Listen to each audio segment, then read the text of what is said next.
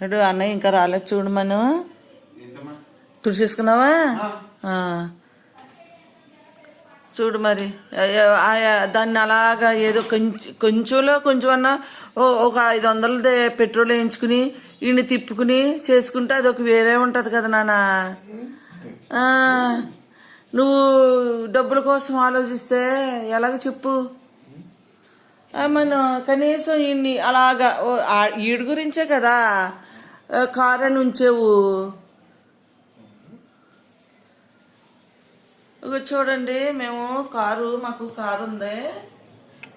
Car ఉంటే ఆ car మా మణిగాడి గురించి అని ఉంచేసాం. మా వారు ఉన్నప్పుడు కొన్నది.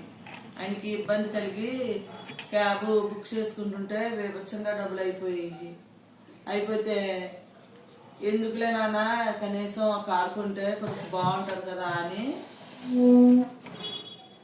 కొన్నాము. కొంటే ఆయనకి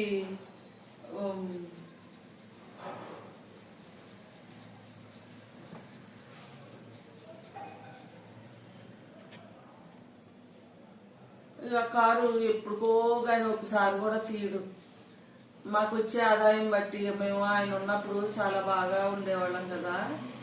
మంచి బట్టలు బిజినెస్ మాది చాలా బాగుండేది. ఆయనకి చిన్న యాక్సిడెంట్ అయ్యి ఆ క్యాబ్ అవి బుక్ చేసుకునే వరకు బోలెడు ఆదాయం వచ్చినప్పుడు ఏమనిపించేది కాదు మాకు.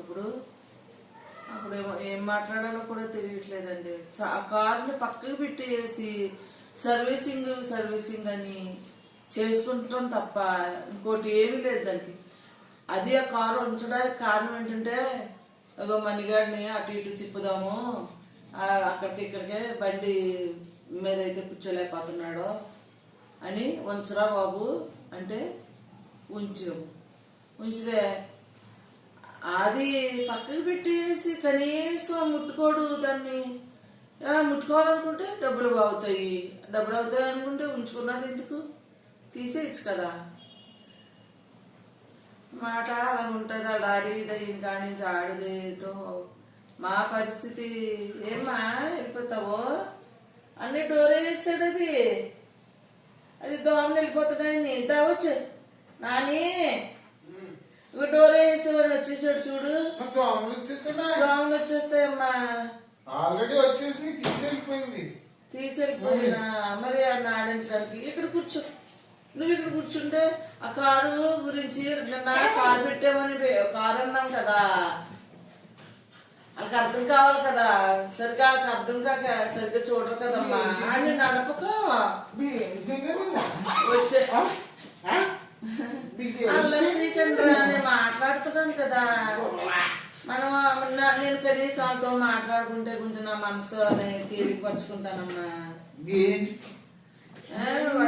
మేము చదువుకున్నప్పుడు మా ఆయన ఉన్నప్పుడు ఏదో చదువుకుంటున్నాడు కదా అనుకుంటే ఆయన ఆ కరోనా టైంలో అర్థవంతరంగాను ఇదయ్యే వరకు వాడు చదువు అంతలోనే ఇదయింది, ఆగిపోవడం అయింది. అయిపోవడంలో ఏదో టెంపరీగా చేరాడు. ఆదాయం మాకు సరిపోక ఆ కారుని మొత్తం పక్కకు పెట్టేసే వరకు అది ఊరుకోవద్దు కదా. దానికి కావాల్సినవి కావాలంట. అది అదిగో తీసినప్పుడల్లా ఎలకో ఏదో కొట్టేసి దానికి పని పెడుతుంది. వీటిని ఏమన్నా వ్యాక్సిన్లు వేయించడానికి అది తీసుకెళ్ళడానికి కారులో తీసుకెళ్ళడం జరిగేది. అలా ఆడి గురించి మా మణిగౌడ గారి గురించే ఉంచాం ఆ కార్ని. లేదా ఎప్పుడు అమ్మేద్దాం. ఆయన ఉన్నప్పుడైతే ఆదాయం వచ్చేది. పుల్లు వాడుకున్నాము, చాలా ఇది చేసుకున్నాము.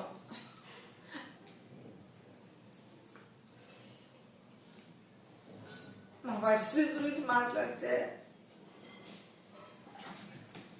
చాలా బాధ వచ్చేది. ఇప్పుడు నేను బాధపడితే మా ఓడి నిలబడ్డం ఉండడు, అసలు అరిచేస్తాడు, గడి విడిపోతాడు. అందుకని అక్కడ ముందు అసలు బాధపడడం ఎప్పుడు నవ్వుతాడు.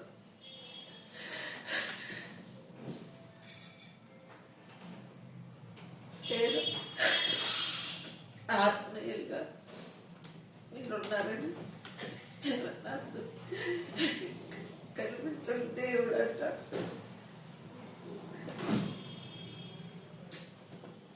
అనవసరంగా ఆ కారు పెట్టుబడి పెడుతున్నాడు.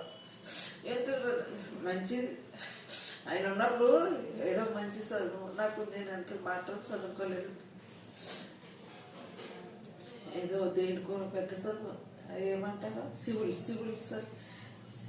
ఏదో చదువు అమ్మా, అదేం చదువు అడుగుతాను వెళ్ళిపోయాడు. అదే ఐఏఎస్ చదువుతున్నాడు మాట చదువుతుంటే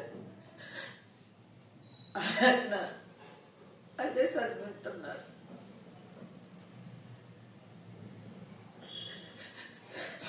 చదివిందంటే సగంలో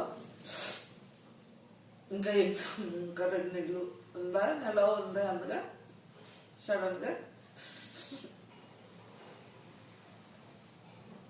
కరోనా టైం అయిపోయింది. రెండోసారి వచ్చి జనవరి ఫిబ్రవరి ఎప్పుడు తగ్గిపోతుంది. అందరూ షాపులు తెరుచుకుంటున్నారు, అన్నీ తెరుచుకుంటున్నారు. ఆ టైంలో సడన్గా మాట్లాడతాం ఏం చేస్తాం. ఆయనకి బిజినెస్ అంటే మహా, అసలు కూర్చునేవారు కాదు ఇంట్లోనూ, ఎప్పుడు వ్యాపారం చూసుకోవడమే.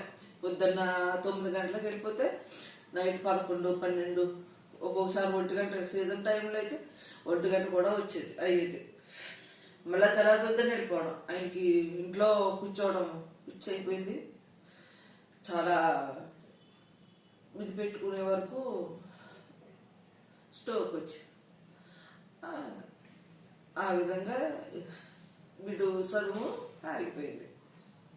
ఆగిపోయే వరకు ఏముంది, కన్ఫ్యూజ్, వీడికి ఏం చెయ్యాలో తెలియదు. వచ్చింది చదువుకునేటప్పుడే ఉద్యోగం, బెంగళూరులో ఉద్యోగం వచ్చింది చక్కటి జీతంతో. పొద్దునన్న ఇది చేసుకుందాము, ఇది చదువుతావా అని అడిగితే సరే డాడీ చదువుతాను అన్నాడు. మాకు అదిలో సికింద్రాబాద్లో ఉండేవాళ్ళం, పెద్ద ఇల్లు. అది తీసేసి ఇటు కుక్కటిపల్లి సైడ్ వచ్చేసాం. ఇక్కడ అది అమ్మేసి ఇక్కడ కొనుక్కున్నాం. చక్కగా 200 గజాలతో ఇల్లు కట్టుకున్నాం, చాలా బాగున్నాం. అలాగా ఈ కరోనా టైంలోనూ ఇంకా అన్ని ఇబ్బందులు చెప్పాలంటే చాలా పెద్ద స్టోరీ ఉంటుంది. ఆయనకి చిన్న యాక్సిడెంట్ అయిన తర్వాత ఆ ఇల్లు అక్కడ అలా ఉండగానే మా దగ్గర ఉన్న దాంట్లో ఈ అపార్ట్మెంట్ ఫ్లాట్ బేరం వచ్చిందని కొనుక్కుంటే అంతే. కొనుక్కున్న 1 సంవత్సరం 2 సంవత్సరాల్లో ఫ్లాట్ బేరం వచ్చింది కదా తక్కువలోను, ఇది అమ్మేస్తే ఇంకొంచెం ఎక్కువ డబ్బులు వస్తాయి కదా అనుకునే వరకు ఈలోగా ఇదయ్యారు. అక్కడ ఇంట్లో ఆ ఇల్లు పెద్ద ఇల్లు మాట అక్కడ ఉన్నది. ఆ పెద్ద ఇంట్లో ఉండలేక ఇక్కడికి వచ్చింది. 6 సంవత్సరాల బట్టి కూర్చుని తినడంలోనూ చాలా ఇబ్బంది పడ్డాము. పిల్లాడు ఇప్పుడు టెంపరీగా చాలా మంది అండి, చాలా చెప్పాలని ఉంది నాకు. ఎలా చెప్పాలో కూడా అర్థమవుతలేదు. అందుకు నిన్న పెట్టిన వీడియో అర్థం కాదు కదా, కార్ ఏంటి ఇదేంటి అని అనుకున్నారు కదా, అందుకని ఇలా కూర్చుని మాట్లాడదాం చెప్దాము అని చెప్తున్నాను అనమాట. మా అబ్బాయికి చాలా ఏదో టెంపరీగా చేస్తున్నాడు, మాకు వచ్చేది సరిపోవట్లేదు. ఆ కారు చూస్తే ఆ కార్ని మా మణిగాడి గురించి ఉంచేయమ్మా అని ఇద్దరం అనుకుని ఉంచేసామాట. చాలా వైభవంగా బతి ఉన్నవాళ్ళు. పిల్లోడికి తెలీదు పుట్టిన కాడి నుంచి, మాకు పెళ్ళైన 10 సంవత్సరాలకు పుట్టాడు. తెలీదు కష్టం అంటే ఏంటో తెలీదు, ఏదో టెంపరీగా చేస్తున్నాడు. అలాగా చెప్తానండి ఇంకొంచెం సేపు కొంచెం మా స్టోరీ, మా జీవితం, మేము ఎలా ఉండేవాళ్ళం, చెప్తా మాట్లాడలేక